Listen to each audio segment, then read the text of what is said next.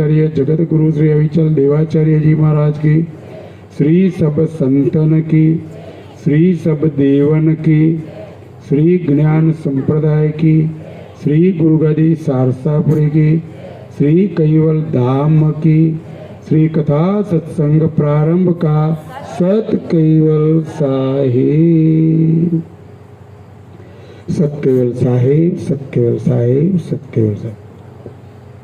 कैवलं चिदेनं अवेनं वयं नं द्विगणं लगोयम् अमोहम् अमस्तु निरालम्बनाणायम् अहं नं वणेयं नयेति नणेयं प्रणायं परन्तु जपेनं जपायं कायं नं मयायं मनातीतमगोयं स्वयं तं समस्तु जहानं मदाता देयं नं विच्छन्दं विनय जे करोति विवर्जित वस्तु विधि वै वेदन्तम् अचन्ते नचन्तं सुनाति सनातं जिनातं अनन्तु अगाधं बोधं लयेजन्महादं कुबेरं तेयम्मं नमामि नमस्तु। श्रीमद् करुणा सागर महाराज की जय, कैवल धाम की जय, जगत गुरु श्री अविचल देवाचार्य जी महाराज की जय। सत केवल साहिब, सत केवल साहिब, सत केवल साहिब। આજે कैवलधामवासी पंचाल रमणभाई छनाभाई परिवार,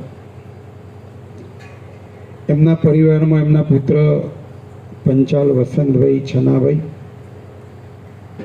एमना धर्मपत्नी संगीताबेन वसंतभाई, एमना दीकरा भाविनभाई वसंतभाई, बे दीकरीओ कृष्णाबेन तथा मैत्रीबेन तथा एमना भाईनो परिवार तथा रमणभाईनी दीकरीओ कोकिलाबेन मनोहरलाल पंचाल, हेमलताबेन धर्मेंद्र पंचाल, कैवलधामवासी प्रेमीलाबेन जयेश कुमार पंचाल तथा तमाम सगा संबंधीओ गामना भक्तो बधाईनी भावनाथी आजे अरवली जिल्लाना बायड तालुकाना पटेलना मोवाड़ा साठंबा गामे कैवलधामवासी पंचाल रमणभाई छनाभाई ना परिवारनी भावनाथी लघुनेमी पारायणનું આયોજન થયેલું છે। લઘુનેમી પારાયણ શા માટે?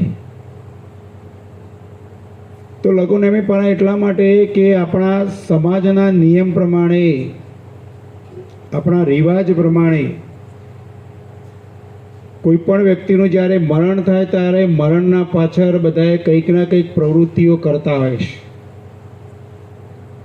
कोई सजा भरावे, कोई गायों दान करे, कोई ब्राह्मणों भोजन करावे, कोई गाम जमाड़े, कोई नात जमाड़े, कंईक ना कंईक क्रियाओं करता है। गुरुगादी द्वारा गुरुजी आपने गुरुगादी 8 प्रकारनी जे प्रवृत्तिओ छे एमांनी लघुनेमी पारायण, मरण पाछळ मरणोत्तर क्रियाओ बीजी बधी न करतो लघुनेमी पारायण આપણે કરીશું તો લઘુનેમી પારાયણ કરવાથી ફાયદા શું? તો લઘુનેમી પારાયણની અંદર એક સાયંકાલ ઉપાસના, રાત્રે પાછો કથા સત્સંગ, સવારે પ્રભાત ફેરી, પ્રાતઃકાલ ઉપાસના, કથા સત્સંગ, પૂર્ણાવતીની આરતી, પરમગુરુના દર્શન વિધિ, પરમગુરુનું સવારે પંચોપચાર વિધિથી પૂજન, आ बधी क्रियाओ जे करीए एने लघुनेमी पारायण कहेवाय। अने लघुनेमी पारायणथी आपणे फायदो शुं थाय?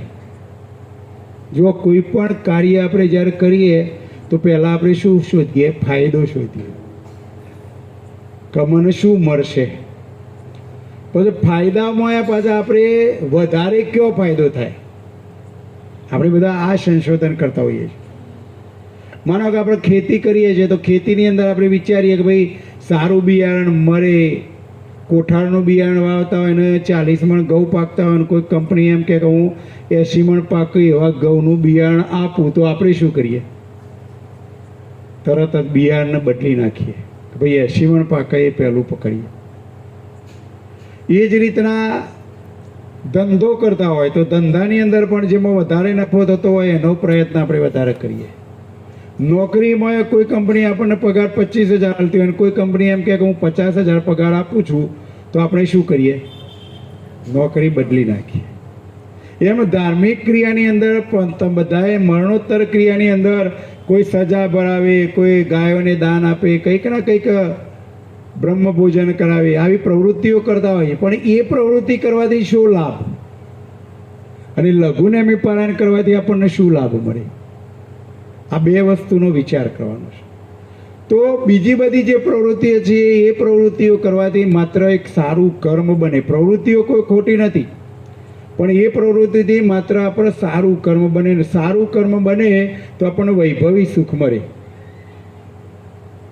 સારી ખેતી થાય, સારો ધંધો ચાલે, સારી નોકરી મળે, આને વૈભવી સુખ કહેવાય. બેંક બેલેન્સ થાય, મિલકત ભેગી થાય.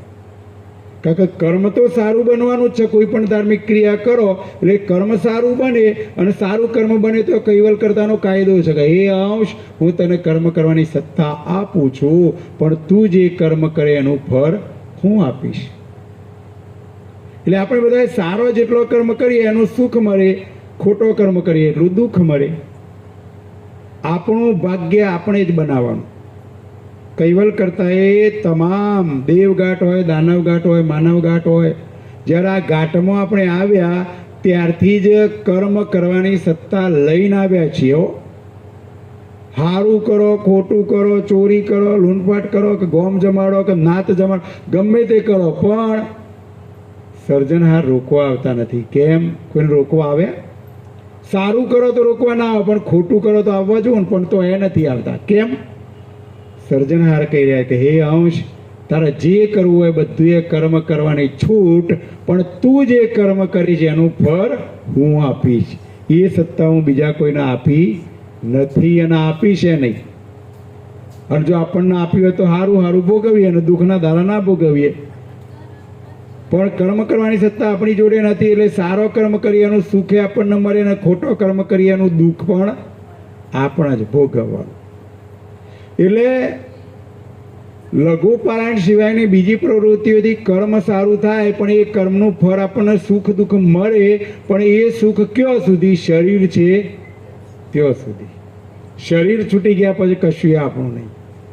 જ્યારે લઘુનેમી પારાયણ કરાવીએ અને પરમ ગુરુની ઉપાસના કરીએ તો કૈવલ કરતા બોલી રહ્યા છે કે ભાઈ હું તો રચનાની અંદર ન આવી શકું, પણ મેં જે આ સ્વરૂપ મોકલ્યું છે 5મો વેદ લઈને, એવા પરમ વિશેષ અંશ પરમ ગુરુની ઉપાસના કરશો તો તમારો બધો જ કર્મ એ માફ કરી દઈશ. અને આ અંશ બધો જ કર્મ માફ થાય ત્યારે જ એને કર્તાનું ધામ પ્રાપ્ત થાય. એટલે પરમ ગુરુ કહે છે કે, કૈવલ કરતા પણ કહે છે કે પરમ ગુરુની ઉપાસના કરવાથી તને અનેક ગણું વૈભવી સુખ તો આપીશ, પણ સાથે સાથે અખંડ સુખ આપીશ. કૈવલ કરતાનું ધામ પ્રાપ્ત થશે. એટલે આવું અખંડ સુખ જો પ્રાપ્ત કરવું હોય, અને વૈભવી સુખ તો ખરું જ, અનેક ગણું પાછું. બીજી બધી ક્રિયાઓ કરો એમાં એક ગણું મળે, જ્યારે પરમ ગુરુની ઉપાસના કરીએ તો અનેક ગણું વૈભવી સુખ અને સાથે સાથે અખંડ સુખ મળે. કર્તાનું ધામ પ્રાપ્ત થાય. જે ઘેરથી આવે છે એ ઘર મળે, અખંડ સુખ મળે. આ જન્મ મરણના બંધનમાં, આ 84ના ચક્કરમાં આવવું પડે નહીં. તો બે વસ્તુ બતાવી. પેલી ક્રિયામાં માત્ર એક કર્મ બને ને વૈભવી સુખ મળે, નાશવંત સુખ મળે. જ્યારે પરમ ગુરુની ઉપાસના કરવાથી આપણને શાશ્વત સુખ મળે, અખંડ સુખ મળે. અને વૈભવી સુખ તો ખરું જ. પરમ ગુરુના જ્ઞાનનો, પાંચમા વેદના જ્ઞાનનો સત્સંગ સાંભળીશું તો આપણને જ્ઞાન થશે, સમજ પ્રાપ્ત થશે, સર્જનહારની ઓળખાણ થશે અને સર્જનહારનું જ ભજન કરશું તો જ આપણું કરેલું ભજન કરતા સુધી પહોંચે છે, અખંડ સુખ આપણને મળશે. હવે આપણે નક્કી કરવાનું છે કે મારે શું કરવું છે. પરમ ગુરુએ તો આપણને બધાને કહી દીધું, પણ જે આ બધી ક્રિયા કરશે એનું ફળ એને જ મળશે. પણ આપણે બધા એની ટેવો એવું પડી ગઈ છે કે ભાઈ અમારા દાદા સુધી ભજન કરે છે એટલે હું ના કરું તો એ ચાલશે. અમારા બહેનો પણ એવું વિચારે છે કે ભાઈ અમારા સાસુમાં છે એ દરરોજ મંદિરમાં જોઈએ છે એટલે હું ના જઉં તો એ ચાલશે, પણ ના ચાલે. તો પછી આપણા દાદીમાં છે કાયમ ભોજન જમે છે, દાદાએ ભોજન જમે છે તો મારે જમવામાં ચાલશે, ચાલશે ને. જેટલી જરૂરિયાત ભોજનની છે એટલી જ જરૂરિયાત ભજનની છે. યાદ રાખો,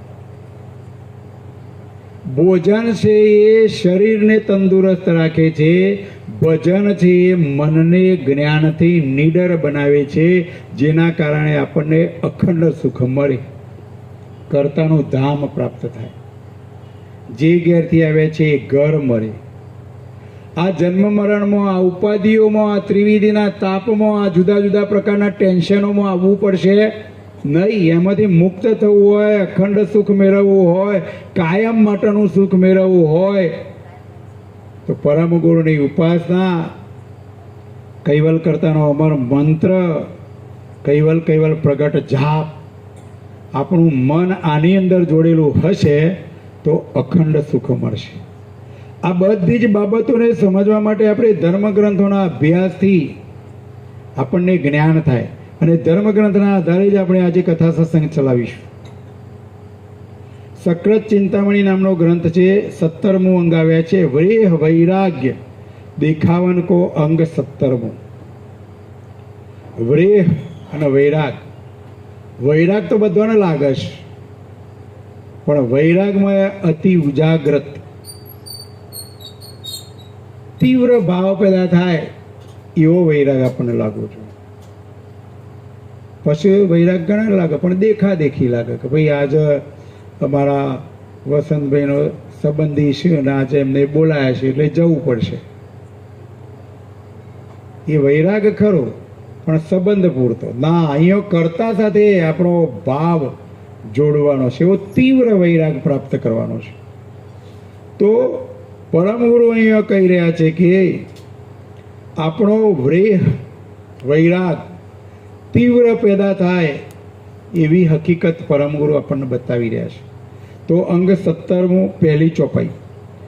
જો તન મન કુવારી ધરો તો ગુરુ પરમ પતિ આઈ, જદપી રીજ પરે તો પરમ પદ દેત તુરંત દર્શાઈ. જો તન મનકુ વારી ધરો તો ગુરુ પરમપતિ આઈ. જો અહીંયા પરમ ગુરુ શું કહી રહ્યા છે? જ્યારે આ સૃષ્ટિ પણ ઉત્પન્ન નથી થઈ ત્યારે કૈવલ કરતાએ સૌ પ્રથમ પરમ વિશેષ અંશ પરમ ગુરુનો ઉત્પન્ન કરેલા. પરમ ગુરુનું ઉત્પન્ન કરેલા એટલે સૃષ્ટિની રચના કઈ રીતે થઈ એ તમામ હકીકતને પરમ ગુરુ જાણે છે. આ સૃષ્ટિ કઈ રીતે રચાઈ, કારણ કૈવલ કરતાએ પ્રથમ પરમ ગુરુને ઉત્પન્ન કર્યા, પછી આ સૃષ્ટિની રચના કરેલી છે. એટલે તમામ કૈવલ કરતાની ગતિને પરમ ગુરુ જાણે છે. એટલે આવા પરમ વિશેષ અંશ પરમ ગુરુ, પરમ પૂજનીય, પરમ વંદનીય કૈવલ વેદતા શ્રીમદ કરુણા સાગર મહારાજ કહે છે કે જો કોઈ અંશ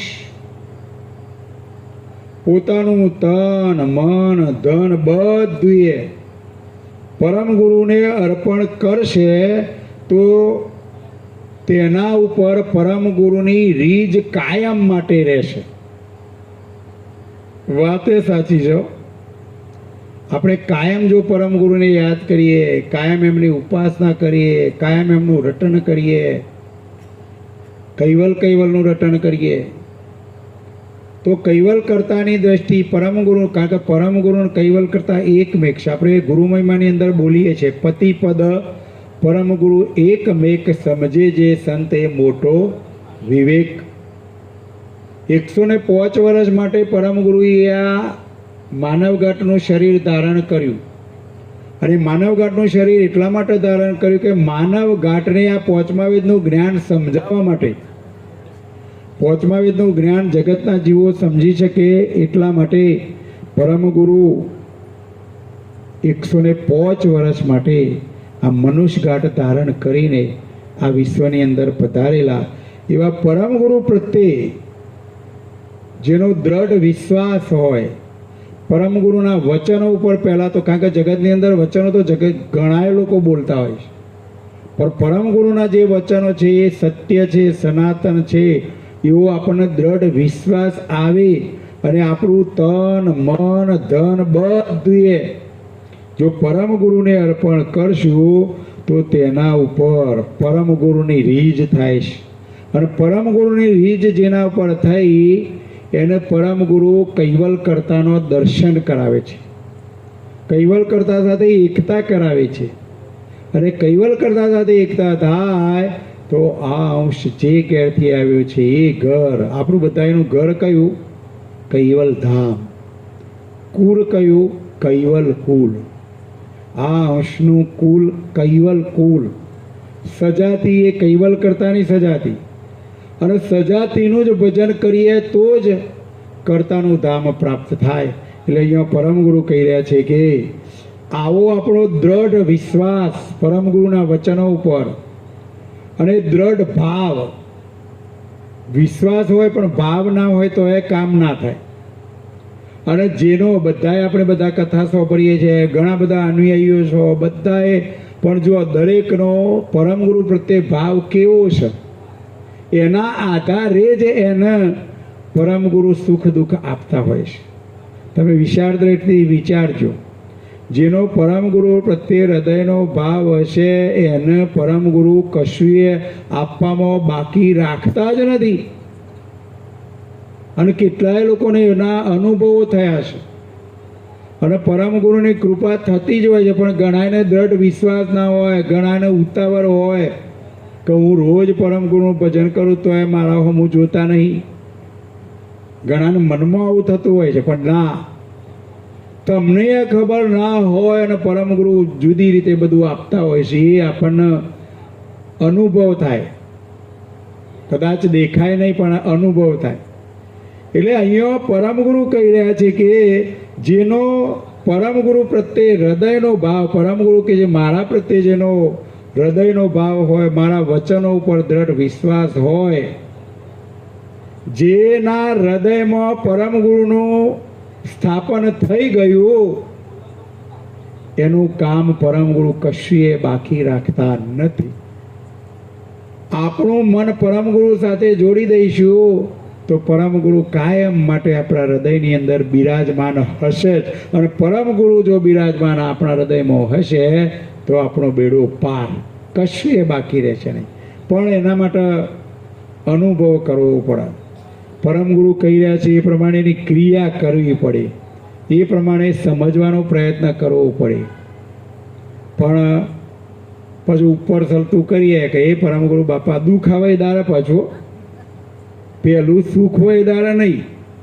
પરમ ગુરુને આપણે યાદ કરીએ, નહીં કરતા નહીં એવું નહીં, પણ જ્યારે દુઃખ આવે તારે યાદ કરીએ અને પાછા યાદ કરીએ એમાં કેવું કરીએ, હે પરમ ગુરુ બાપા મારો છોકરો મોદો થયો છે, જો હાજો થઈ જાય તો જ તમને હવા શેર ચડાવવું, ના થાય તો નહીં. પાછું તો શબ્દ નહીં અહીંયા તો આવે ને એનો અર્થ એવો થાય કે હજુ પરમ ગુરુ પર વિશ્વાસ નથી એટલે તો નહીં આપવાનો. પરમ ગુરુ પર દ્રઢ વિશ્વાસ રાખીને પરમ ગુરુને જે કંઈ અર્પણ કરશો એ બધું એ કૈવલ કરતાનું પહોંચે છે, યાદ રાખજો.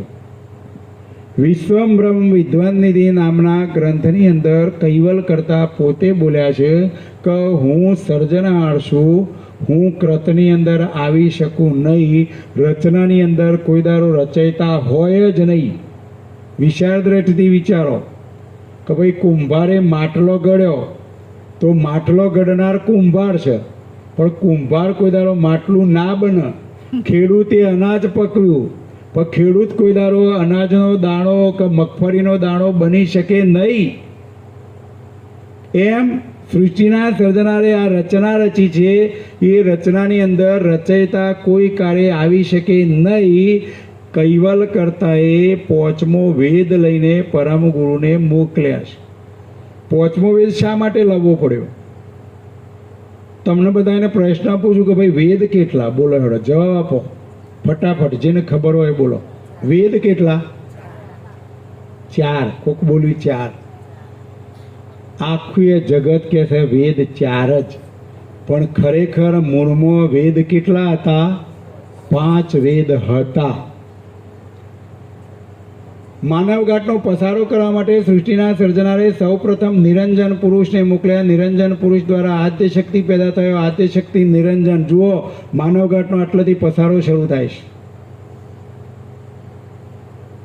નિરંજન અને આદ્ય શક્તિ દ્વારા બ્રહ્મા, વિષ્ણુ, મહેશ, લક્ષ્મી, ઉમિયા, સાવિત્રી પેદા થયો. બ્રહ્માનું કામ ઉત્પત્તિનું, વિષ્ણુનું કામ પાલન પોષણનું, શિવજીનું કામ સંહાર કરવાનું. બ્રહ્માના એક પુત્ર પેદા થવા લાગ્યો. 10,000 પુત્રો પેદા થયા. આ 10,000 પુત્રો પેદા થયા તેઓ સુધી બ્રહ્માના 5 મુખ હતો. બ્રહ્મા 5 વેદની વાણી બોલતા હતા.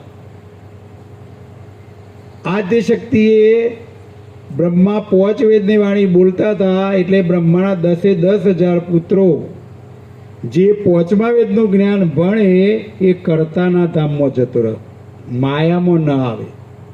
એટલે માનવઘાટનો પસારો ના થયો. માનવઘાટનો પસારો ના થયો એટલે આદ્ય શક્તિની ચિંતા પડી કે ભાઈ મને સર્જનારે માયાનો પસારો, માનવઘાટનો પસારો કરવાનું કામ સોંપ્યું છે, અને આ બ્રહ્માના 5મા મુખના કારણે તો આખા જે કોઈ પેદા થાય છે બધાએ કર્તાના તપમાં જતા રહે છે. કારણ કે 4 વેદ હતા એ આ રચના તરફના હતા, અને 5મો વેદ હતો એ સર્જનહાર તરફનો હતો. સર્જનારનું જ્ઞાન બતાવશે. એટલે આદ્ય શક્તિએ શિવજીનો હુકમ કર્યો. શિવજીનું કામ સંહાર કરવાનું. શિવજીનો હુકમ કર્યો એટલે શિવજીએ બ્રહ્માના 5મા મુખનું છેદન કર્યું. 5મો વેદ બંધ થઈ ગયો. અને 5મો વેદ બંધ થઈ ગયા પછી 4 વેદ વધ્યા. 4 વેદ વધ્યા પછી બ્રહ્માના મનુને શત્રુપા થયો. પહેલાં તો બધા તપમાં જતા રહ્યા. મનુ અને શત્રુપા વધ્યો, એમને 5મો વેદ ભણવા ના મળ્યો, એટલે મનુ અને શત્રુપાથી મારું ને તારું ચાલે છે. મારું ને તમારું તે આજે બંધ થતું. બોલો હેડો, આજે બધા મારું મારું કરીએ છે કે નહીં કરતા? આ મારું ને તારું, માયાનું આ લારું હજુ કોઈને છૂટતું નથી. કેમ નથી છૂટતું? તો 4 વેદો જગતની અંદર પ્રચલિત રહ્યા. 5મો વેદ બંધ થઈ ગયો. 4 વેદોના આધારે 6 શાસ્ત્રો થયા. 6 શાસ્ત્રોના આધારે 18 પુરાણ થયા. 18 પુરાણ થયા એટલે જુદા જુદા ભગવાનોની સ્થાપના થઈ ગઈ. એટલે આખું એ જગત કુટુંબમાં, પરિવારમાં, ગામમાં, સમાજમાં બધાએ મારું તારું તો કરે, પણ ભગવાનમાં એ કરી દીધું કે મારા ભગવાન ને તારા ભગવાન, મારા મોટા ને તારા ખોટા, મારા 9 લાખ વર્ષ પહેલો ને તમારા તો પમદારાના. આવું થઈ ગયું છે. કારણ 5મો વેદ બંધ થવાના કારણે. હવે થયું કેવું કે આખું એ જગત મારું ને તારું કરે છે. મનુને શત્રુપામાંથી માનવઘાટનો એટલો પસારો થયો કે પગ મૂકવાની જગ્યા ના રહી. એટલે બધા વિભાજનો થયો. હિન્દુ, મુસ્લિમ, શીખ, ઈસાઈ, આર્યો, યહૂદીઓ, મોગલો, બૌદ્ધો, આ બધોય વિભાજન મનુ અને શત્રુપામાંથી એકમાંથી એક નીકળ્યા જ કરે છે. આજે બંધ થતું નથી. એટલે અહીંયા સૃષ્ટિના સર્જનહારે ચિંતા કરી કે મારા મોકલેલા એક કઈ આત્માઓ, એક કઈ અંશ પાછા આવતા નહીં. અને પાછા નથી આવતા એના પાછળનું કારણ આદ્ય શક્તિએ 5મો વેદ બંધ કર્યો છે. સર્જનારે દીર્ઘ દ્રષ્ટિથી આ બધું જોયું. એ સર્જનારના આપણા બધાની ચિંતા પેડી કે મારો મોકલેલો છોકરો એક કઈ પાછો ઘેર કેમ નહીં આવતો. એટલે સર્જનહારે કૈવલ કરતાએ પરમ વિશેષ અંશ પરમ ગુરુના 5મો વેદ લઈને સંવંત 1829 મહાસુદ બીજના દિવસે આ 5મો વેદ લઈને મોકલ્યા છે. પણ આખા જગતની અંદર 4 વેદોનું જ્ઞાન એવું દ્રઢ થઈ ગયું છે, એવું દ્રઢ થઈ ગયું છે કે 5મા વેદનું જ્ઞાન ઉતરતું નથી. એટલે અહીંયા પરમ ગુરુ કહે છે કે હું તમારા કલ્યાણ માટે આવ્યો છું, અખંડ સુખ અપાવવા માટે આવ્યો છું. માટે હું કહું છું એમ કર, મારા વચનો ઉપર વિશ્વાસ કર, નહીતર 84ના ફેરા ફર. આમાં બીજું કશું જ નથી, સમજવાનું આટલું જ છે.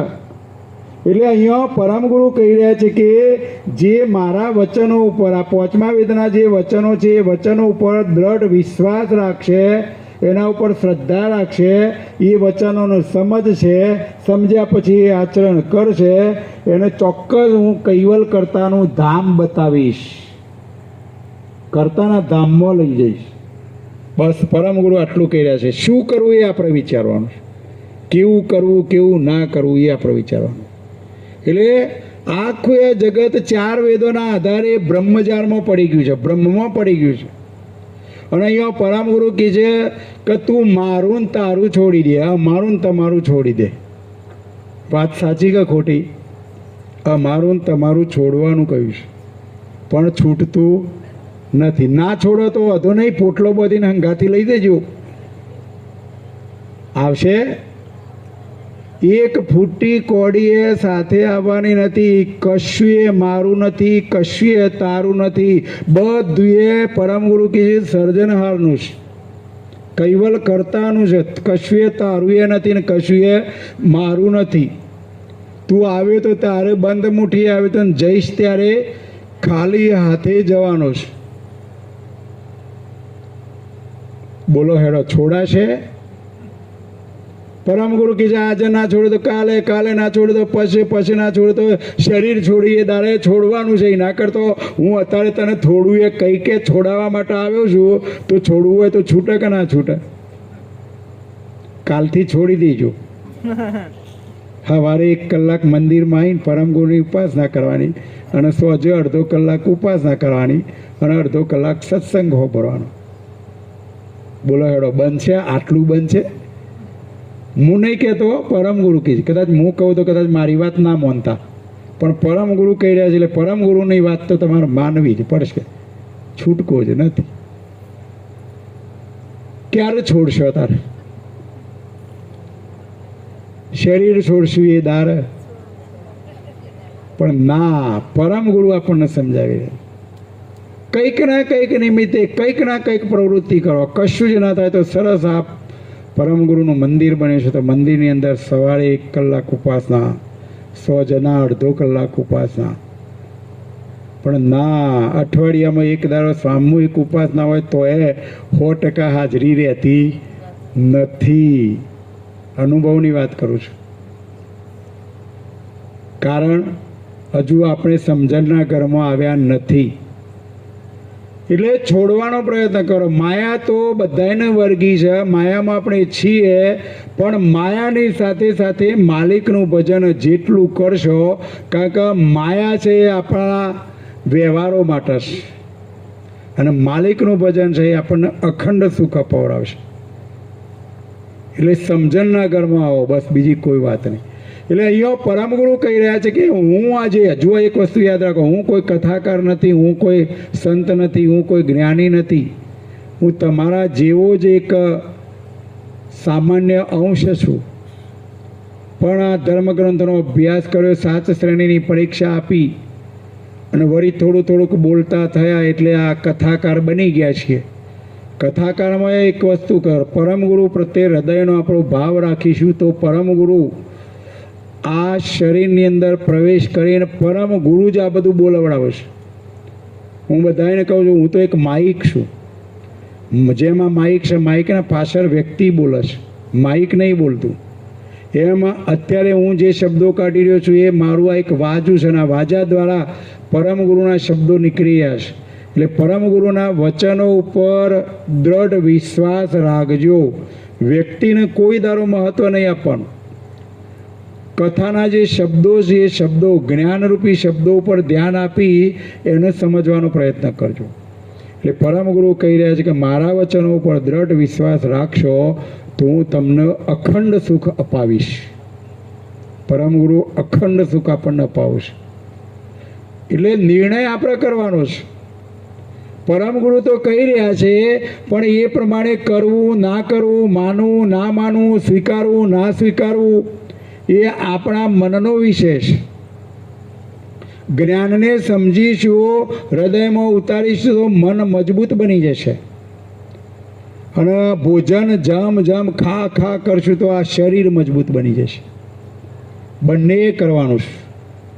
એટલે સમજણના ઘરમાં આવો, બસ બીજી કોઈ વાત નહીં. આગળ પરમ ગુરુ આપણને સમજાવી રહ્યા છે, તેહી માટે ગુરુ સંત શરણ બીનો કોહુ મોક્ષ નહીં પાઈ, આદ્ય અંત મધ્ય કી ગમ ગત કો સદગુરુ દેત દેખાઈ. તે માટે ગુરુ સંત શરણ બીનું કોહુ મોક્ષ નહીં પાઈ. પરમ ગુરુ અહીંયા કહી રહ્યા છે કે એટલા જ માટે આવા સમર્થ પરમ ગુરુનું શરણ સ્વીકારી, પરમ ગુરુના વચનોને હૃદયમાં ધારણ કરશું, એ પ્રમાણે આચરણ કરશું, એ પરમ ગુરુ કહી રહ્યા છે એ પ્રમાણેની ક્રિયા કરશું. કાયમ 2 ટાઈમ પરમ ગુરુના દર્શન કરશું, આરતી કરશું, ઉપાસના કરીશું, કૈવલનું રટણ કરશું. કશું ના થાય તો ઓછામાં ઓછી એક મારા અમર મંત્રની મારા કરીશું તો પરમ ગુરુ કહે છે કે ચોક્કસ હું અખંડ સુખ, કૈવલ કરતાનું ધામ, અખંડ મોક્ષ તને હું આપીશ, પ્રાપ્ત કરાવીશ. કારણ કે આદ્ય, અંત અને મધ્ય ત્રણેય કાળની ગતિને પરમ ગુરુ જાણે છે. એટલે પરમ ગુરુના આપણે શરણમાં રહીશું, સંતોના શરણોમાં રહીશું. આ ગ્રંથ છે એ ગ્રંથ એ પરમ ગુરુનું સ્વરૂપ છે, એટલે એ ગ્રંથને કાયમ માટે હાથમાં રાખશું. વિચારજો, ગ્રંથ છે ચોપડી, શો પડી, જો પડી, ત્યો પડી, અભળઈ ઉપર પડી કે પછી કોઈ બાવોમાં પડી. ગ્રંથ છે પરમ ગુરુનું સ્વરૂપ છે, એને ગમે તે જગ્યાએ ના મુકાય, એને એનો અભ્યાસ કરો. વિચાર દ્રષ્ટિથી વિચારો તો આ બધા બેઠા એમાં નિયમિત ગ્રંથનો અભ્યાસ કોણ કરે છે? કેટલા લોકો કરે છે? ભાગ્યે જ કોઈક એકાદ બે, બાકી કોઈ જ કરતા નથી. કોઈ વાંધો નહીં, ના કરતા હોય તો ગુરુજીની જ્ઞાન કથા આપણે યુટ્યુબની અંદર ગ્રંથ શિબિરનો કાર્યક્રમ આવી જ રહ્યો છે.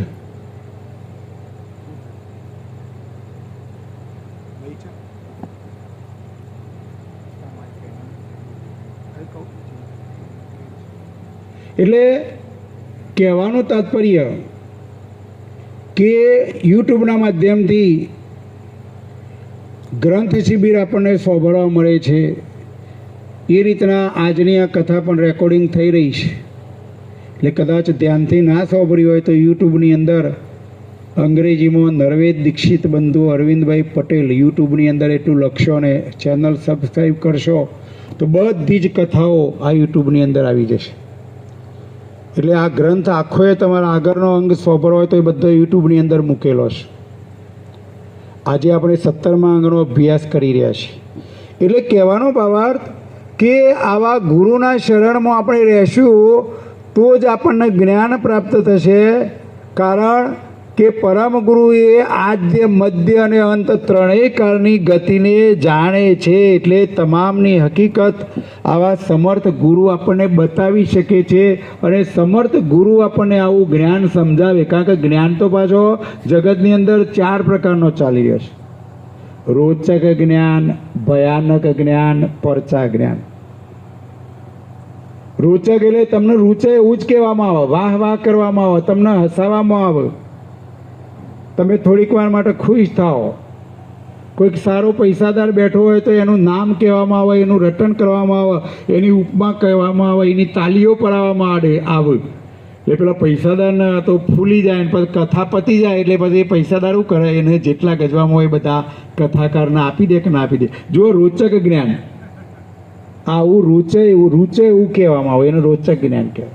પણ પરમ ગુરુ કહે છે રોચક જ્ઞાનથી આ વંશનું કલ્યાણ થશે નહીં. બીજું ભયાનક જ્ઞાન, ભય અને લાલચ, ભુવાઓનું જ્ઞાન, બ્રાહ્મણનું જ્ઞાન, ગરુડ પુરાણનું જ્ઞાન, આ બધું જ્ઞાન છે એ ભય અને લાલચવાળો છે. કારણ કે કર્તાના કાયદા પ્રમાણે સુખ અને દુઃખ તો આપણે આવવાનું જ. અને કૈવલ કરતા આપણને એક મારું સુખ આપે છે અને દુષ્કૃત કર્મનું એક મારું દુઃખ આપે છે. અને જ્યારે દુઃખ આવી પડે એટલે તરત જ આપણે માલિકને ગાળો દઈએ કે હું તમને રોજ યાદ કરું છું તો એ તમે મને દુઃખના દાડા આપ્યા. અને પછી કશો એ રસ્તો ના જડે ને તો પછી શું કહીએ આપણે, જોડાવો તાણ આ દુઃખ આવ્યું છે તે જોડાવો. હવે જોડાવાનું આવે એટલે ભૂવાને બોલાવવો પડે. અને ભૂવો તો રાહ જ જોઈ રહ્યો હોય પાછો કે માતાજીનું નડતર છે કે તમારા. પછી તમે જો માતાજીના નડતરથી ના ડરો ને તો પાછું ભૂવાને પણ પાછા રસ્તા છે બીજાઓ પાછા કે આ તમારે જે જતા રહ્યા ને રહ્યા થયા હશે. અને ખેતરમાં તો પાછા સવારે પેલો સાપ તો દેખાય ને.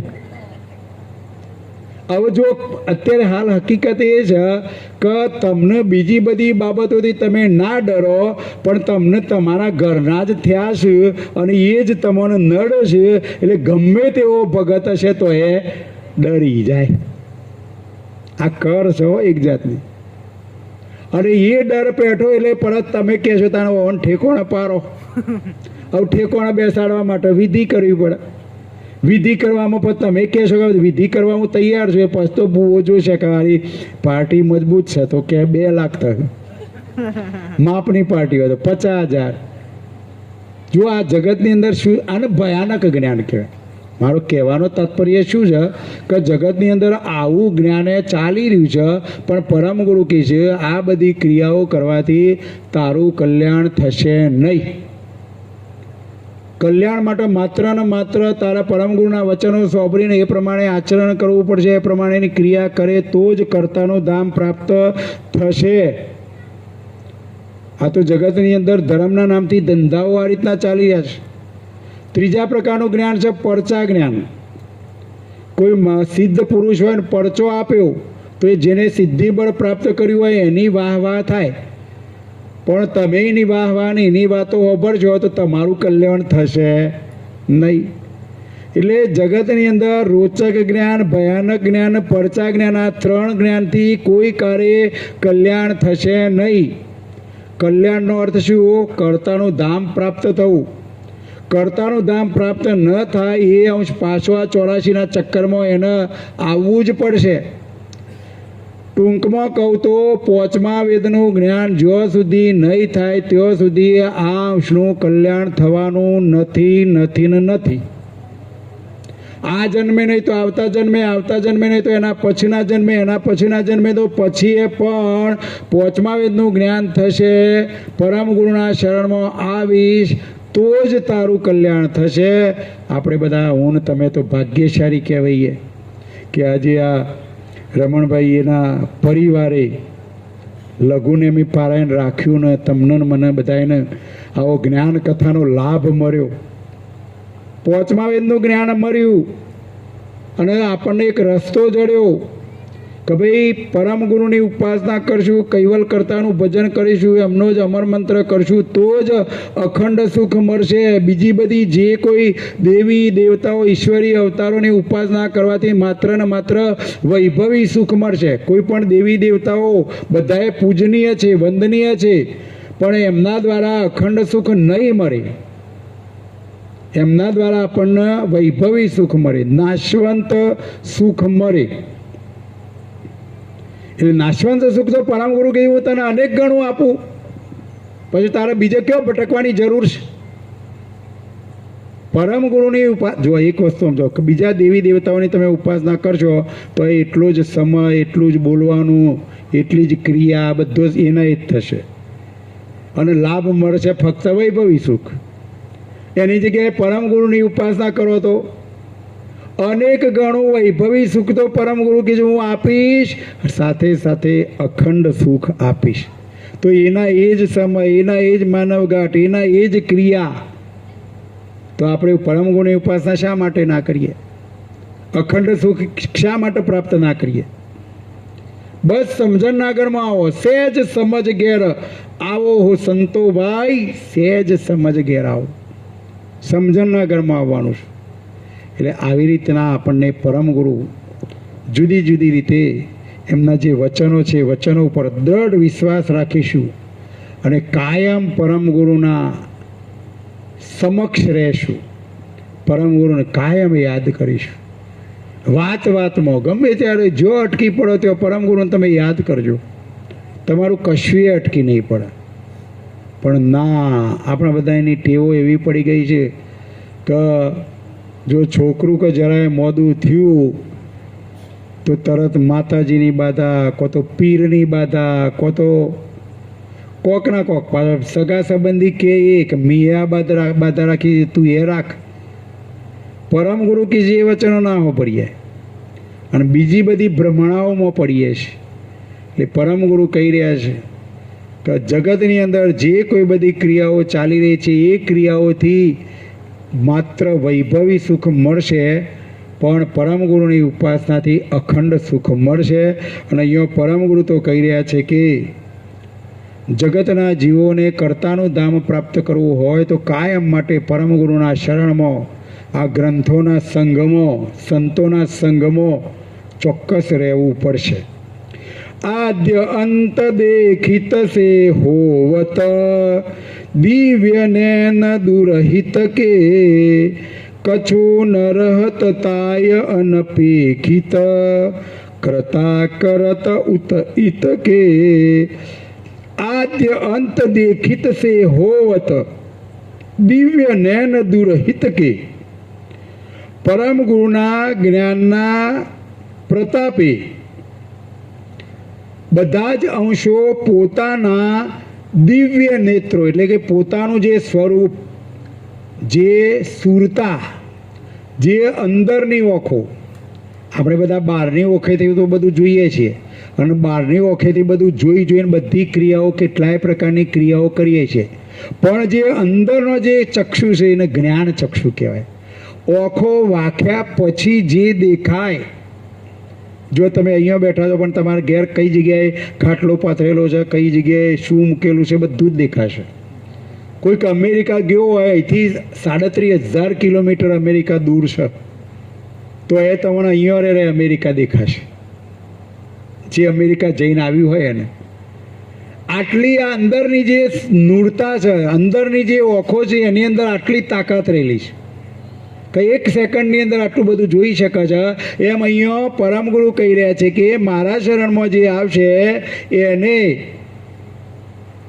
અમેરિકા કોઈક માણસ જઈને આવ્યો હોય અને અમેરિકાવાળા માણસને મળો અને તમારે અમેરિકા જવું હોય તો એ કે પ્રમાણે કરો તો અમેરિકા પહોંચાય કે ના પહોંચાય? કેમ? એ અમેરિકા જઈને આવ્યો છે એટલે, અમેરિકા એને જોયું છે એટલે, અને એને કઈ રીતના ગયો ને કઈ રીતના આવ્યો એ બધી એને ખબર છે.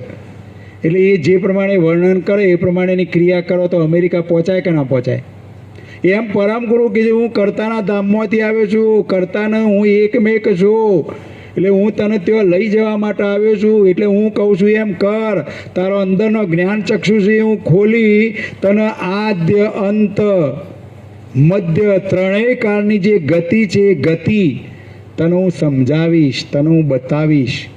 એટલે આ પ્રમાણે કૈવલ કરતાના કાર્ય પૈકી મૃત્યુલોક અને દેવલોકમાં કોઈ પણ બાબત અજાણી ના રહે એ પ્રમાણેની હકીકત પરમ ગુરુ કીધું હું તને સમજાવીશ. તો પછી કૈવલધામમાં પહોંચાય કે ના પહોંચાય? કૈવલધામમાંથી પરમ ગુરુ આવ્યા છે અને આપણને બધાને કૈવલધામમાં કઈ રીતે પહોંચવું એવી જ્ઞાન ગતિ સમજાવી રહ્યા છે. અને એ પ્રમાણેની આપણે ક્રિયા કરીએ તો કૈવલધામમાં પહોંચાય કે ના પહોંચાય? ચોક્કસ પહોંચાય, અખંડ સુખ મળે. પણ આપણે બધા એને તો કેવું છે ખબર છે કે મારા માથે હાથ દઈ દો ને મારું કલ્યાણ થઈ જાય. આશીર્વાદ બધાને સીધે સીધા આશીર્વાદ મેળવવા છે કે બસ તમે માથા ઉપર હાથ મેળો એટલે મારું કલ્યાણ થઈ જાય ને હું કર્તાના ધામમાં પહોંચી જાઉં. મેં કહ્યું ભાઈ ના પહોંચાય, તો એક જણો મંડ્યો મને શું કે ના પહોંચાય કે. એક ભાઈ રસ્તામાં જતા હતા, અમારી બાજુના ગામના જતા, તે મને શું કહે કે તમે મારા માથા ઉપર હાથ દો. એટલે હું કીધું મારી તો કોઈ તાકાત નહીં, તું મને આ માથા ઉપર ના કે આશીર્વાદ આપો જ કે. હું કીધું કેમ? એનું કારણ શું? એ તો કે મારા આશીર્વાદથી કશું ના થાય. ના કે થાય કે. એ કે થાય. મેં કીધું કઈ રીતના? એટલે મને એને દ્રષ્ટાંત આપ કે જુઓ, નરેન્દ્ર મોદી છે કે દેશના વડાપ્રધાન. મેં કીધું હોવા તો કે આપણે એમનું કોમ કઢાવવું હોય તો એમના જે પીએ હોય, પીએ એમને આપણે મળીએ અને એમને રજૂઆત કરીએ તો એ જે પીએ જે છે એ નરેન્દ્ર મોદીને રજૂઆત કરે તો પછી મારું કોમ થાય કે ના થાય? મેં કીધું હોવા થાય, એમ તો થાય. એટલે કે બસ કે તાન તમે પરમ ગુરુના પીએ છો અને કાયમ પરમ ગુરુના પાહણ રહો છો, એટલે તમે મારા ઉપર આશીર્વાદ આપો, મારા માથે હાથ મૂકો અને મારી જે વાત છે એ પરમ ગુરુને રજૂ કરો તો કદાચ ભરસી ખરા કે. મૂક્યું ના ભાઈ, કર્યા વગર કશું થાય નહીં. પછી મને એ થયું કે લે તને હાથ મૂકું તાણે એવું તને મનમાં સંતોષ થતો હોય તો મને વધુ નથી. કહેવાનો ભાવાર્થ કે આપણા બધાનો મન એટલો ટૂંકો બની ગયો છે કે કશું કરવું નથી ને સીધે સીધું મેળવવું છે. મારો કહેવાનો આશય આ છે. પણ કોક તો કરવું પડશે, કર્યા વગર કશું મળશે નહીં. એટલે પરમ ગુરુ આપણને કૈવલ્યકર્તાનું ધામ બતાવી રહ્યા છે અને એ ધામમાં જવું હોય તો પરમ ગુરુ કહી રહ્યા છે એ પ્રમાણેની ક્રિયા કરવી પડશે. અંદરનો જ્ઞાન ચક્ષુ ખોલવો પડશે. આપણું મન છે માયામાંથી થોડુંક વિમુખ કરી અને માલિક સાથે જોડવું પડશે. આ બધું કરવું પડશે. આગળ જો નિજ કરતા કરત દર્શિત કે અનુભવ હવિત સકલ કી તબ તે સુરત અંશ કી ભવિતવ આરતવંત વિકલઈ. જો નિજ કરતા કરત દર્શિત કે અનુભવ હવિત સકલ કી, જો અંશને નિજ કૈવલ કરતાનું કાર્ય દ્રશ્યમાન થાય તો જ એનો અનુભવ થાય. કૈવલ્યકર્તાની જે ક્રિયા છે પરમગુરુ આપણને બતાવી રહ્યા છે, એનું વર્ણન કરી રહ્યા છે, એ બધી હકીકતનો આપણને અનુભવ થાય ત્યારે અંશની સુરતા નૂરતા કૈવલ્યકર્તાને પ્રાપ્ત કરવાનો ભાવ ત્યારે જ પેદા થાય. પણ કૈવલ્યકર્તાના કર્તને આપણે ના જાણીએ ત્યાં સુધી કર્તા તરફ આપણને ભાવ પેદા ના થાય. આ વસ્તુ ના સમજણમાં આવતી હોય તો હું તમને એક દ્રષ્ટાંત આપું કે ભાઈ ગામની અંદર કોઈ સરસ કોઈએ પણ મકાન ના બનાવ્યું હોય એવું મકાન કોઈએ બનાવ્યું હોય અને બહારથી કોઈ વ્યક્તિ આવે ને મકાન જુએ તો શું કહે છે? એ મકાન માલિકને પૂછે કે ભાઈ આ મકાન કોને બનાવ્યું હતું, કયો એન્જિનિયર હતો, કયો કડિયો હતો, કોના માર્ગદર્શનથી બન્યું, ચોક્કસ પૂછશે. પણ એને પૂછવાનો ભાવ ક્યારે પેદા થયો? મકાન જોયું ત્યારે. એમ કૈવલ્યકર્તાની જે આ રચના છે એ રચનાનો અનુભવ આપણે કરીશું તો આના રચયિતા કેવા હશે એના પ્રત્યે ભાવ પેદા થશે. એટલે રચનાને જોઈશું, કઈ રીતના રચના થઈ છે એનો અભ્યાસ કરીશું અને રચનાનો અનુભવ આપણને થાય તો રચયિતાને જાણવાનો પણ ભાવ પેદા થશે અને ભાવ પેદા થશે તો જ એનું ભજન થશે અને ભજન થશે તો જ એ કર્તાનું ધામ પ્રાપ્ત થશે. પણ ભાવ પેદા કરવા માટે આવા સત્સંગના માધ્યમથી પરમ ગુરુના જ્ઞાનને સમજવું પડશે.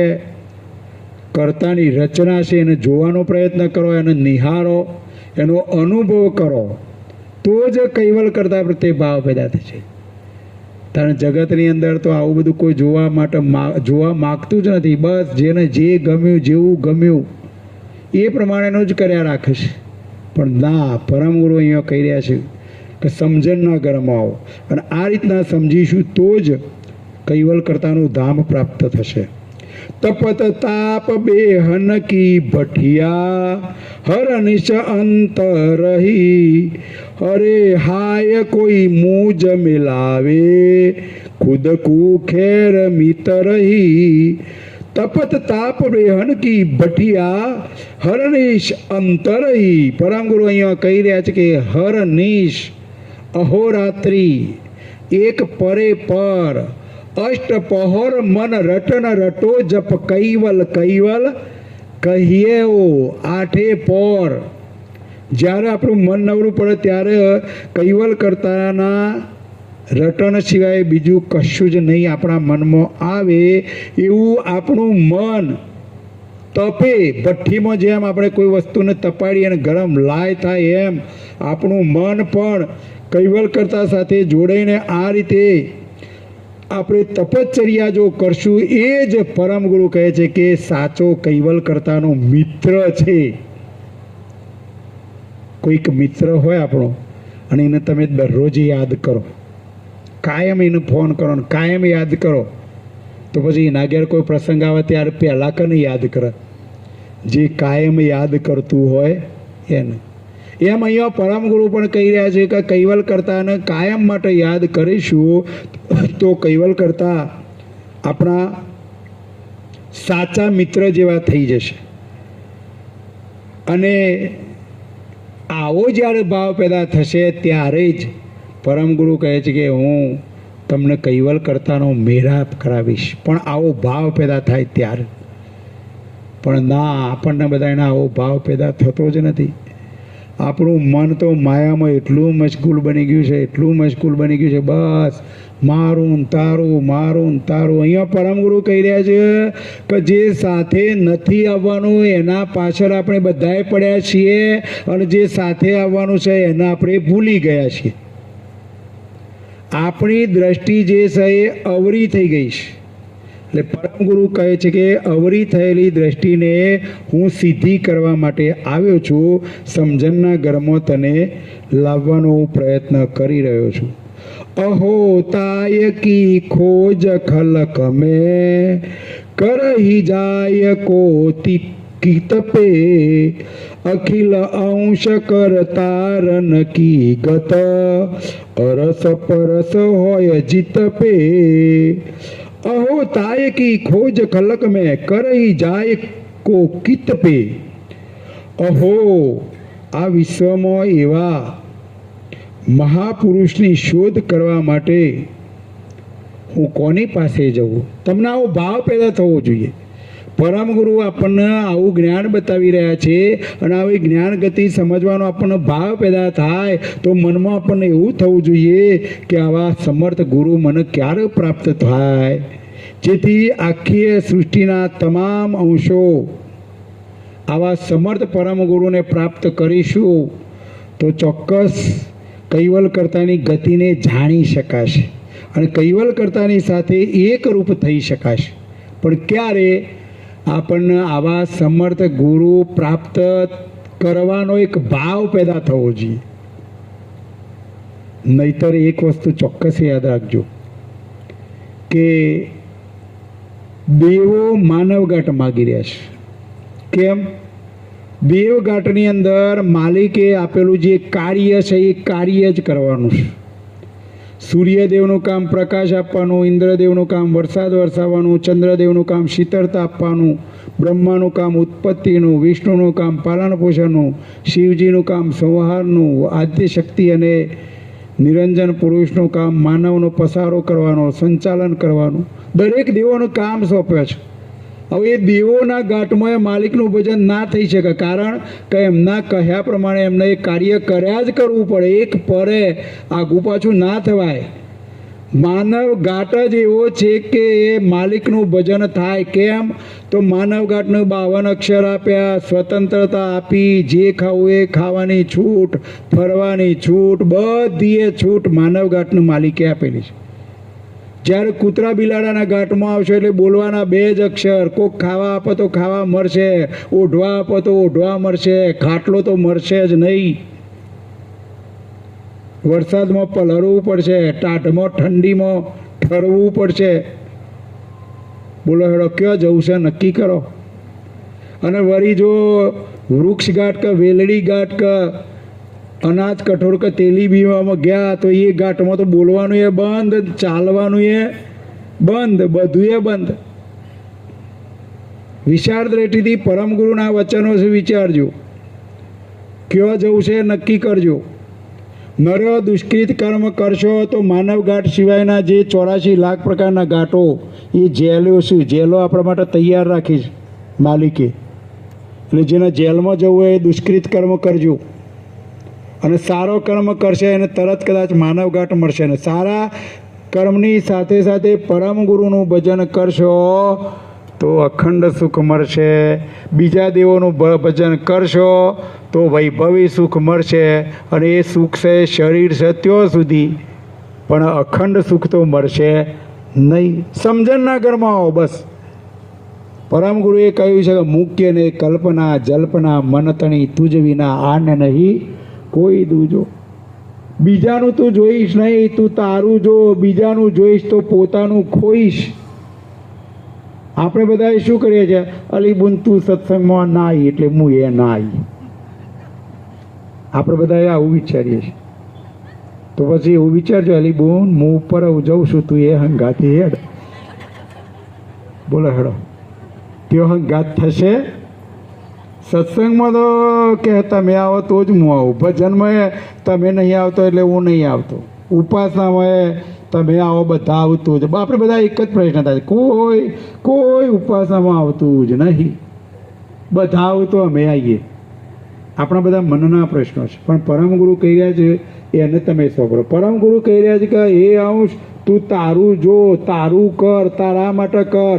આવ્યો તો તારીએ તું એકલો આવ્યો તો, અને જઈશ ત્યારીએ એકલો જ જવાનો છે. સમજણના ઘરમાં આવો બસ. પરમ ગુરુ એક એક ચોપાઈની અંદર આપણને આવી જ્ઞાન ગતિ સમજાવી રહ્યા છે.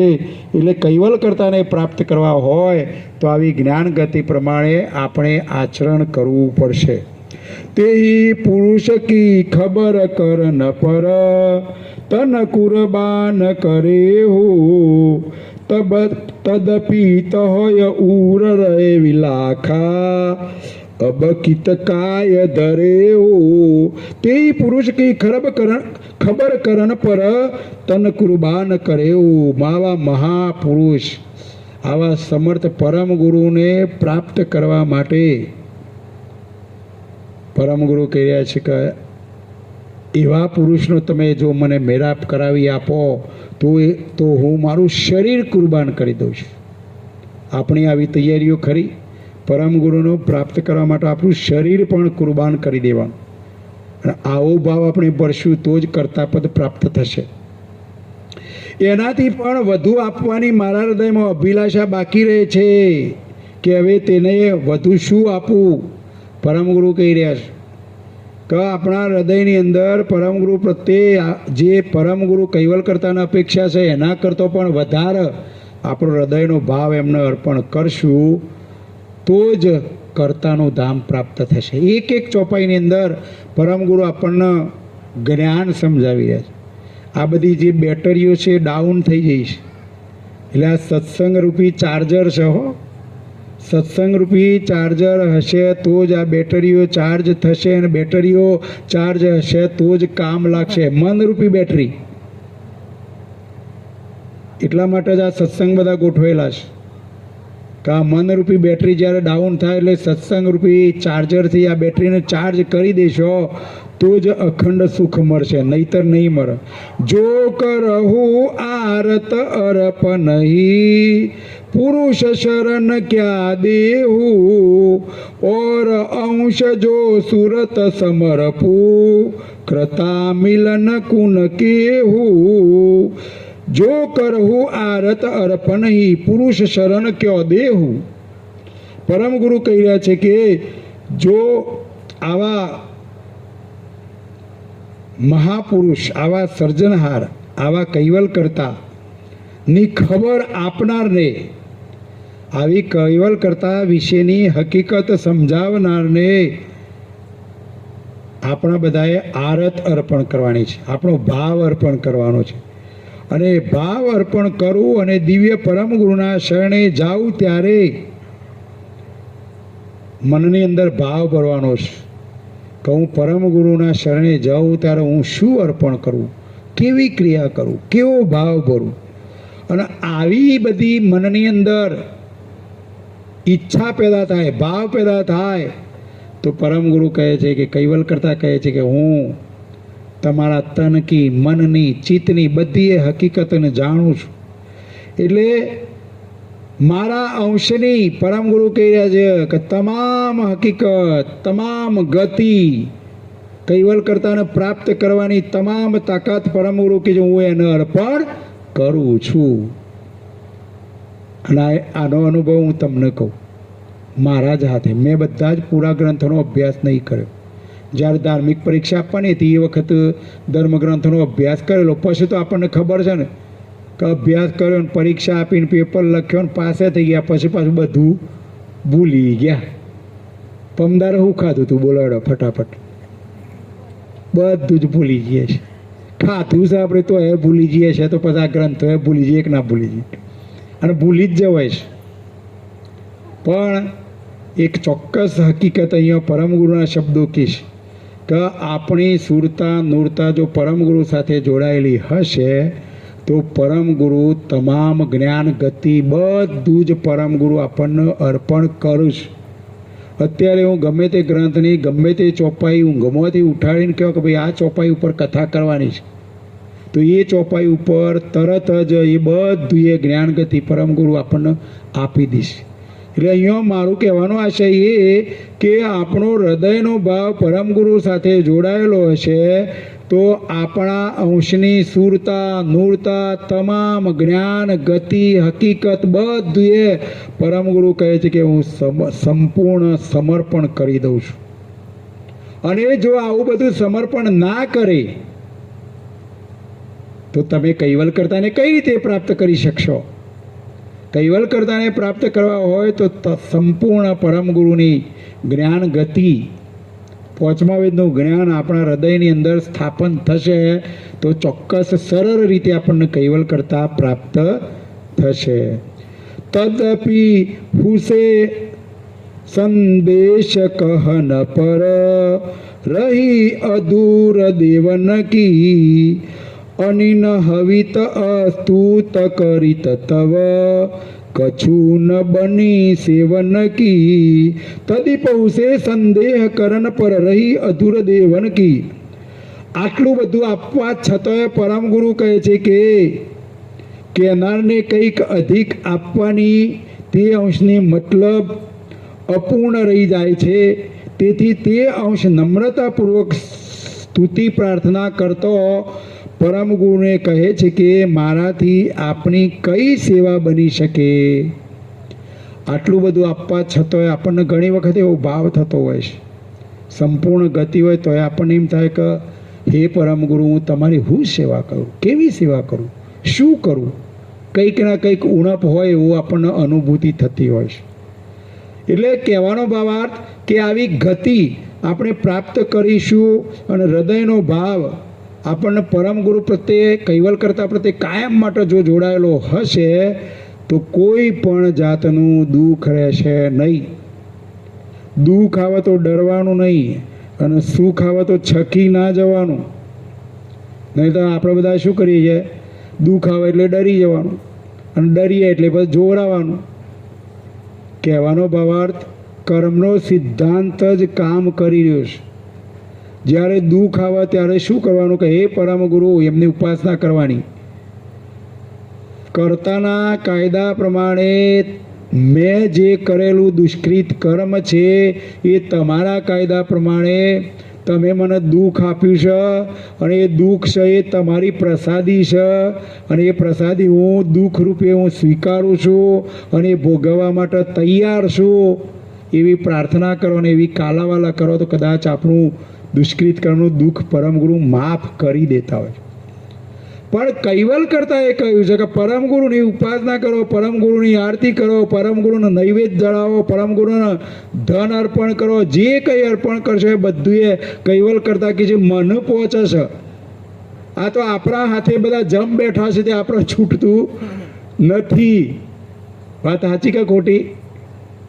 આપણાથી છૂટતું નથી, પણ છોડવાનો પ્રયત્ન કરો. સમજણના ઘરમાં આવો. તબ તે સંદેશ કર ન જન રીજ નિવાજ કરે તો તિનકે પરતાપ પુનિત સે નિજ ગુરુ મહેર ધરે. તબ તે સંદેહ કરન જન રીજ નિવાજ કરે. આવી રીતના કૈવલ કરતાનું જ્ઞાન આપણને કહેનાર માનવ તે અંશ ઉપર પ્રસન્ન થઈને નિવાજ કરે છે, તો તે સંદેશાવાહકના પુણ્ય પ્રતાપથી ખુદ પરમ ગુરુ તેના ઉપર મહેર કરે છે. જો અહીંયા આ ચોપાઈની અંદર કહેવાનો ભાવાર્થ શું છે એ સમજવાનો પ્રયત્ન કરજો. જેને પરમ ગુરુનું જ્ઞાન પ્રાપ્ત થયું હોય એ જ્ઞાન જો એ બીજાને જો સમજાવે તો એ સમજાવનારનું કશુંય કામ પરમ ગુરુ બાકી રાખતા નથી. યાદ રાખજો. તમને પરમ ગુરુનું જ્ઞાન પ્રાપ્ત થયું છે તો તમારા વિવયનું કોઈ દારો વાત કરી, વિવણની વાતો કરી, જો સમજવાનું છે. જ્ઞાન આપણને મળ્યું છે તો આપણા સગા સંબંધીઓ બધાને વેચવાનું છે, સમજાવવાનો પ્રયત્ન કરો. ખબર અંતરે પૂછો, ના પૂછો એવું નહીં, પણ એની સાથે સાથે વાતો એ કાઢવાની કે તમે તને કનું મોનો છો તો એમાંથી શું મળશે, શું મળશે, અને આ પાંચમો વેદ તો આવું કહે છે. આ રીતના વાતો કરો. અહીંયા આ ચોપાઈની અંદર પરમ ગુરુ એમ કહી રહ્યા છે કે તમને આ જ્ઞાન મળ્યું છે અને કૈવલ કરતાની ગતિ આપણને પ્રાપ્ત થઈ છે, તો એ જ્ઞાન સંદેશાવાહક તરીકે આપણે બીજાને આ જ્ઞાન આપશું તો એ પુણ્યના પ્રતાપથી પરમ ગુરુની મહેર કાયમ માટે આ જે સંદેશાવાહક છે એના ઉપર રહે છે. આજની તારીખે હું તમારા માટે એક સંદેશાવાહક છું. એટલે પરમ ગુરુ મારું માયાવી કામ કશું એ બાકી રાખશે નહીં, રાખતા એ નથી. મારો તો અનુભવ થઈ ગયા છે. પરમ ગુરુનું કોઈ પણ કાર્ય કરવાનું હોય ત્યારે કોઈ પણ અડચણ નડતી નથી. આપણું માયાવી કોઈ પણ કાર્ય હોય એ બધું એ કાર્ય પરમ ગુરુ ચોકઠો બેસાડી જ દે. પણ ના, આ તો આપણું મન કોમ નહીં આપતું. હવે આ યુવાનોને 12 તારીખે જવાનું છે. ગુરુગાદીની અંદર યુવાનોનું સંમેલન છે, 12 પહોંચે.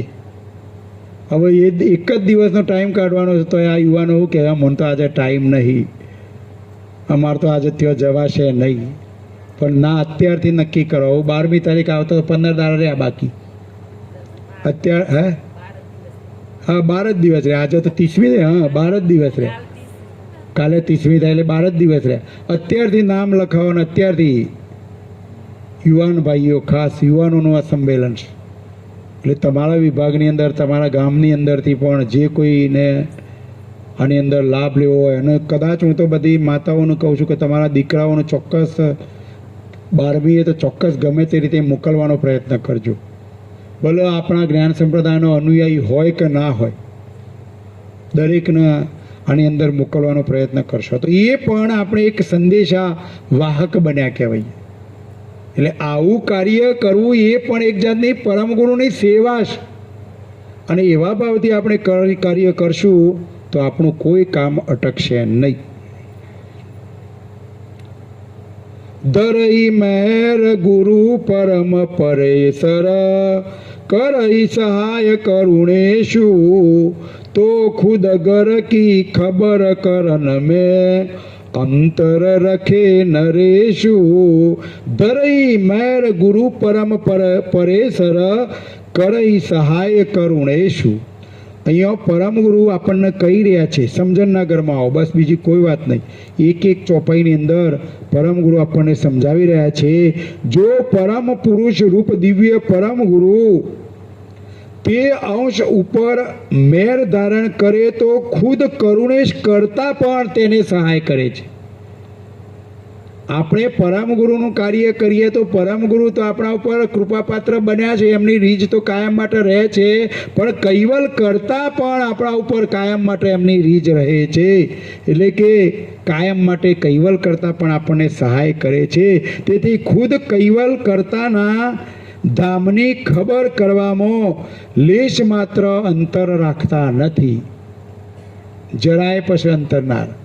પણ ક્યારે સમજણના ઘરમાં આવો, પરમ ગુરુ પ્રત્યે ભાવ પેદા કરો ત્યારે જ.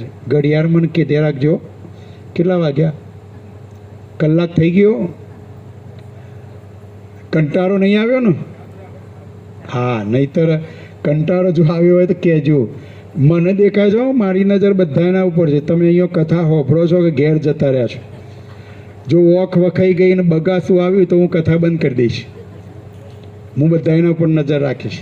એટલે ખબર પડી જશે કે હવે ઘડિયાળ કહે છે કે બંધ કરો એવું. તો પરમ ગુરુ આપણને જે સમજાવી રહ્યા છે એક એક ચોપાઈની અંદર આ જો એક યાદ રાખજો. કેમ હું આવું કહું છું કે આ રામાયણ કે મહાભારતની કથા નહીં. રામાયણ કે મહાભારતની કથા હોય તો એમનો તમને આનંદ આવે, ઓના પછી આવશે, આવું થશે બધું, એટલે એમાં તમારી ઓખ ના વખાય. આ એક એક ચોપાઈની અંદર પરમ ગુરુ આપણને જ્ઞાન ગતિ સમજાવી રહ્યા છે. અને જ્ઞાન છે એ ઘી જેવું છે. એટલે હું બધાને કહું છું ઘી આખી બહેણી ભરી ના ખવાય, એક એક ડોકલી ખાઈએ તો જ પચે. એટલે અપચો ના થાય એનું પણ હું ધ્યાન રાખીશ. એટલે ટૂંકમાં કહેવાનો ભાવાર્થ કે એક એક ચોપાઈની અંદર પરમ ગુરુ આપણને શું કહેવા માગે છે એને સમજવાનો પ્રયત્ન કરો. આજે મોટામાં મોટો લાભ આ રમણભાઈના પરિવારને મળશે. કેમ કે એમને લઘુપારાયણ રાખ્યું એટલે એક સંદેશાવાહક બન્યા. એટલે કૈવલ્યકર્તાની તમામ પ્રકારની ગતિ એમને પ્રાપ્ત થશે. એક સારું કર્મ બનશે, પરિવારના સભ્યોને ભાવ પેદા થશે. બીજી ક્રિયાઓ ના કરતો આ ક્રિયા કરી એટલે એમને અખંડ સુખ મળશે અને કાયમ માટે પરમ ગુરુની કૃપા એમના ઉપર રહેશે. એટલે હું બધાને કહું છું કે ભાઈ મરણ પાછળ તો ચોક્કસ તમે કશું ના કરો તો કાંઈ નહીં, પણ ભલે જમણવાર ના રાખતા પણ એક લઘુનેમી પારાયણ તો કરાવજો જ. કારણ કે ઘણા બધા ભક્તોએ કથા સત્સંગ કરે છે, સંતો પણ આવતા હોય છે. તમારે જેના પ્રત્યે ભાવ હોય એને ગમે તેને બોલાવજો, પણ ચોક્કસ લઘુનેમી પારાયણ કરજો. આગળ એકાદ બે ચોપાઈનો આપણે અભ્યાસ કરીએ. તે ખુદ ગર કી ખબર સુનિત સે સુરતી અંશ હુલાસે કબી મિલું કર તાર કર નમમ અતિ અકુલાઈ હોઈ તાસે. તે ખુદ ગર કી ખબર સુનિત સે સુરતી અંશ હુલાસે. આ પ્રમાણેની જ્ઞાન ગતિ આપણને જ્યારે સોભરવા મળે ત્યારે આપણી સુરતા નૂરતા બધું એ કૈવલ્યકર્તા સાથે આપણે જોડી દઈએ છીએ અને જોડાઈ પણ જાય અને આપણને ભાવ પણ પેદા થાય. એટલે પરમ ગુરુ કહે છે કે મને ઉત્પન્ન કરનાર કૈવલ્યકર્તાને હું ક્યારે મરું એવી અતિ આકુરતા આ અંશને પણ ઉત્પન્ન થાય છે. જ્યારે કૈવલ્યકર્તાનું જ્ઞાન પ્રાપ્ત થાય ત્યારે આપણને અંદર આકુરતા વ્યાકુરતા પેદા થાય કે હવે ક્યારે હું કૈવલ્યકર્તાને મળું, ક્યારે હું પરમ ગુરુને મળું. પણ આ બધું ક્યારે ભાવ, આવો ભાવ ક્યારે પેદા થાય? સંપૂર્ણ પરમ ગુરુની જ્ઞાન ગતિ આપણા સમજમાં આવે ત્યારે. પરમ ગુરુ કીધે મને પણ આવો ભાવ પેદા થયો, મને પણ આવું થયું કે હું ક્યારે કૈવલ્યકર્તા સાથે એકમેક થઈ જાઉં. એટલે આવા ધ્યેયથી પરમ ગુરુ આપણને આપણો ભાવ કૈવલ્યકર્તા સાથે જોડાયેલો રહે એના માટે આપણના એક એક ચોપાઈની અંદર સમજ આપી રહ્યા છે. રેન દિવસ તસ ખાન પાન કી સુધ ન રહે સલૂની ઓર સકલ સંસાર સરબ પર આસક હોય અલૂની. રેન દિવસ તસ ખાન પાન કી સુધ ન રહે સલૂની. રેન એટલે રાત. અહીંયા અંશ માટે રાત્રિ અને દિવસ પોતાના ખાનપાનની શુદ્ધ બુદ્ધ રહેતી નથી, તેમ તેને સમસ્ત સંસારના વ્યવહારો ઉપર પણ અભાવ ઉત્પન્ન થાય છે. જ્યારે સંપૂર્ણ કૈવલ્યકર્તાનું ભાવ કૈવલ્યકર્તાનું જ્ઞાન પેદા થાય, કૈવલ્યકર્તા પ્રત્યે એનો ભાવ પેદા થાય એ વખતે અહોરાત્રિ રાત દિવસ એને કૈવલ સિવાય બીજું કશું યાદ આવે જ નહીં. ખાવાનું પીવાનું પણ અમુક સમય તો ભૂલી જાય. આવો વ્રેહ વૈરાગ, આવો તીવ્ર વૈરાગ પરમ ગુરુ કહે છે કે આપણને ઉત્પન્ન થવો જોઈએ. અને આવો વૈરાગ જ્યારે ઉત્પન્ન થાય એટલે સંસાર પ્રત્યેના જે ભાવ એ આપણા છૂટી જાય. ક્યારે? જ્ઞાન પ્રાપ્ત થાય ત્યારે. ગમે એટલી સંપત્તિ ભેગી કરેલી હશે પણ જો પરમ ગુરુના જ્ઞાનને તમે સમજશો તો ચોક્કસ કંઈક ના કંઈક અંશે આપણને એ સંપત્તિ ઉપરથી ભાવ ઓછો થશે. અને જેનો સંપત્તિ ઉપરથી ભાવ ઓછો થાય એ જ દાન પુણ્ય કરી શકશે. બાકી જે મારું ને તારું મારું મારું કરી રહ્યા છે એમનાથી તો પૈસો એ છૂટતો નથી. પણ મગજમાં રાખો, સમજણમાં રાખો કે પૈસો પદાર્થ બધું ગમે તેટલું હોય છે પણ એક ફૂટી કોડી સાથે આવશે નહીં. આપણા હાથે જેટલું કર્યું એટલું જ આપણી સાથે, એટલે આપણા જીવતો જીવ જે કંઈ બન્યું એ જ આપણી સાથે આવશે. એક પ્રતિવાદીએ મને પ્રશ્ન કર્યો કે હું આ લઘુનેમી પારાયણ કરાવું છું, તો આ લઘુનેમી પારાયણ કરવાનું ફળ કે આજે જતા રહ્યા મારા દાદા જે જતા રહ્યા છે ઈઓના ખાતામાં જશે કે બીજા ક્યાંય જશે, કે એ કરેલું કર્મ ઈઓનું પોખશે? એક પ્રતિવાદીએ પ્રશ્ન કર્યો હતો. પણ એક વસ્તુ યાદ રાખજો કે દાદાનું શરીર પડી ગયું એટલે એમના નિમિત્તે તમે જે કંઈ ક્રિયાઓ કરશો એ કર્મનું ફળ દાદાને પહોંચશે નહીં, પણ જેને આ કર્મ કર્યું એના ખાતામાં જમા થશે.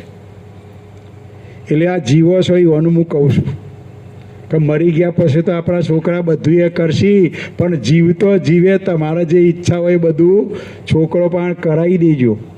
જીવત ચર્યા ખબર પડી કે ના પડી?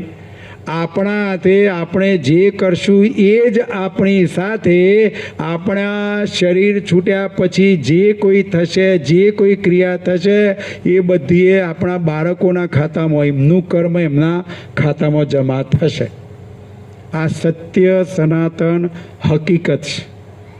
એટલે મરણ પાછળની ક્રિયા કરવી જોઈએ, ના કરવી જોઈએ એવું નહીં, પણ એ પરિવાર માટે, એ એમના દીકરાઓ માટે એક સારું કર્મ બનશે.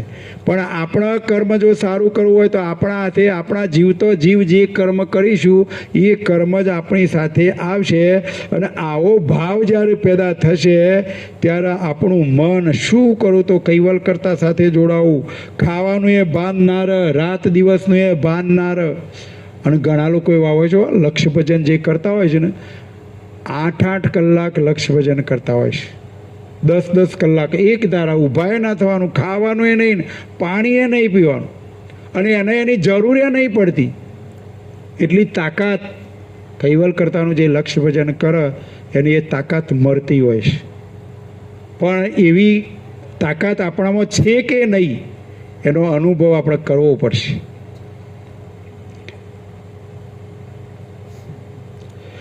જોઈ જાય દ્રષ્ટ પરત જીતતી તમે, સકલ સાજ અખિલ તમે, તે સર્પ બિછુ વ્યાગ્રત સમ, દેખિત ભગત ભયભીત મેં. જોઈ જોઈ ઈષ્ટ પરત જીતતી તમે, સકલ સાજ અખિલ તમે. અખિલ સૃષ્ટિના સર્વ સાજ ઉપર તે અંશની જો દ્રષ્ટિ પડે ત્યાં સાપ હોય, વીંછી હોય, વાઘ હોય, ગમે તે હોય, એના દેખવાથી એ વાઘ હોય, સાપ હોય કે વીંછી હોય એ અંશ ભયભીત થઈને તે અંશથી દૂર રહે છે. પણ કોનો? જે અંશ જ્ઞાનથી મજબૂત હોય, હરનિશ કૈવલનું રટણ કરતો હોય એ અંશથી સાપે દૂર રહે, વીંછીએ દૂર રહે, અને વાઘે દૂર રહે, અને ભૂતે દૂર રહે. ભૂત કને વર્ગ ખબર છે? જે ડરે એને. પરમ ગુરુની ઉપાસના કરો, કૈવલનું રટણ કરો તો કોઈ કાર્ય તમને ભૂત વરખશે જ નહીં. કારણ કે ભૂતને ખબર છે કે આ મારા હોમું જોશે નહીં. સાપે નહીં આવે, કારણ કૈવલના સાથે આપણી દ્રષ્ટિ જોડાયેલી હશે તો એ અંશથી સાપ, વીંછી અને વાઘ પણ ડરશે. આ પરમ ગુરુ કહી રહ્યા છે, હું નહીં કહેતો. એટલે આવી ગતિ આપણામાં, આવી તાકાત આવી જાય ત્યારે આપણે મજબૂત બની જઈએ, નીડર બની જઈએ. મનને નીડર બનાવો. જે કંઈ બધું બની રહ્યું છે મનનું જ કારણ છે. કોરોનામાં 50% લોકો મરી ગયા એ મનના કારણથી, કે પેલો બાજુમાં ખાટલામાં ઊંઘેલો હતો અને એ જતો રહ્યો એટલે મારો વારો આવ્યો જ છે, એમ કરીને 50% જતા રહ્યા છે. પણ જે પરમ ગુરુના જ્ઞાન સાથે છે, જેનું મન મજબૂત છે, એ કોઈ ગયા નથી. કયો કોરોના આવ્યો છે તો એ બચી ગયા છે. એટલે મનને મજબૂત કરવા માટેનો રસ્તો બીજો કોઈ જ નહીં. આવા સત્સંગથી, આવા જ્ઞાનથી, આવી સમજથી જ જ્ઞાન આ અંશ મજબૂત બની જાય, મન મજબૂત બની જાય. અને મન મજબૂત બની જાય એટલે કોઈ પણ જાતનો ડર રહેશે નહીં, મરણનો એ ડર નહીં. અને ખરેખર આપણું મરણ થતું જ નહીં. આ અંશ છે એનું મરણ થતું જ નહીં, શરીરનું મરણ થાય છે. શરીર તો અવધિકાળે જેમ મકાન છે 500 વર્ષ જૂનું થાય એટલે પડી જાય, અને પડવાની તૈયારી હોય મકાનની, તો એ મકાનમાં રહેવાનું તમને ગમે છે? એમાં આ શરીર છે, આ શરીર પડી જવાની તૈયારી હોય એટલે આ અંશને મય રહેવાનું નહીં ગમતું. એટલે આ અંશ તમારે તો અંશને નહીં છોડવો પાછો. કોઈકને એમ કહીએ કે તારે શરીર છોડવાનું, તારે જવું છે ઉપર, એક માજીને મેં પૂછ્યું, માજી હવે તમારે 80 થયો છે, હવે જવું છે? કે ના, મારે તો હજી છોકરો લગ્ન કરી દે પછી જવું છે. કદાચ લગ્ન થઈ ગયું ને જોયું ને પછી જો હું પૂછવા જાઉં ને તો માજી એમ જ કીકાજી એ છોકરાને શેર માટી આવે પછી જવું છે. આવું જ કી, મને ખબર છે. કોઈના શરીર છોડવું નથી, પણ પેલો અંશ છે ને એ રેસ છોડીને જતો રહેશે. તમારે નહીં છોડવું. એને પછી જર્જરિત મકાનમાં રહેવાનું ગમતું નથી એટલે નવા મકાનમાં જાય. તમને જેમ પડી જાય એવા મકાનમાં રહેવાનું નહીં ગમતું, નવું મકાન બનાવીને કેવો રોશ. એમ આ અંશ પણ આ જર્જરિત મકાનને છોડી દેશે અને નવા મકાનમાં રહેવા જાય છે. એટલે સમજણના ઘરમાં આવો, બસ બીજી કોઈ વાત જ નહીં. જ્ઞાનથી મજબૂત હશો તો સાપ કે વાઘ કોઈ પણ તમને ડરાવશે નહીં. અબની વ્યોમ બ્રહ્માંડ ભરન મેં કઈ તસુરત વિલંબે તીન લોક જીનું લગત તરણવત વિચરત વિકલ અચંચે. અચંબે બે છો. અવની વ્યોમ બ્રહ્માંડ ભરન મેં કઈ તસુરત વિલંબે. પૃથ્વીની આદ લઈને આકાશ સુધી બ્રહ્માંડ ભરમાં દરેક સ્તરે જ્યારે અંશ જ્ઞાનવાળો થાય એટલે આ અંશની સુરતા અખિલ બ્રહ્માંડમાં બધી જ જગ્યાએ પહોંચે. પણ ક્યારે? જ્ઞાનથી મજબૂત બને ત્યારે. પરમ ગુરુ આપણને આ જ્ઞાન બધું સમજાવે છે. એટલે એ જ્ઞાનથી, એ શબ્દરૂપી સીડી દ્વારા આ 14 લોકથી ઉપર કૈવલ કરતાનું ધામ છે અને કૈવલ કરતાના ધામની ઓળખાણ કરાવે છે. એટલે એ ધામમાં આપણે પહોંચવું હોય તો પહોંચાય કે ના પહોંચાય એ વર્ણન કરે છે.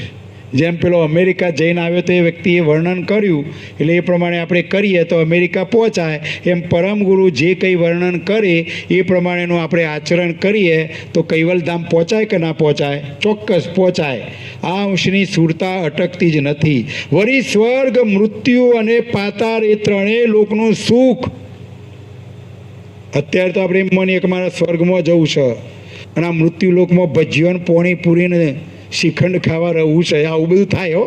પણ જ્યારે આ બધી સમજ પ્રાપ્ત થાય ત્યારે આ અંશને આર્યું બધું અહીંનું જે સુખ છે એ બધું એ સુખ એક તણખલા જેવું લાગે, તૃણ સમાન, તરણા સમાન એ સુખ લાગતું હોવાથી એ અંશ જ્ઞાનથી, મનથી મજબૂત થઈને આખા વિશ્વની અંદર નિડર બનીને વિશ્વમાં વિચરે છે અને એ પ્રમાણેની ક્રિયા કરે છે. તો અહીંયા પરમગુરુ આપણને આવી જ્ઞાન ગતિ સમજાવી રહ્યા છે.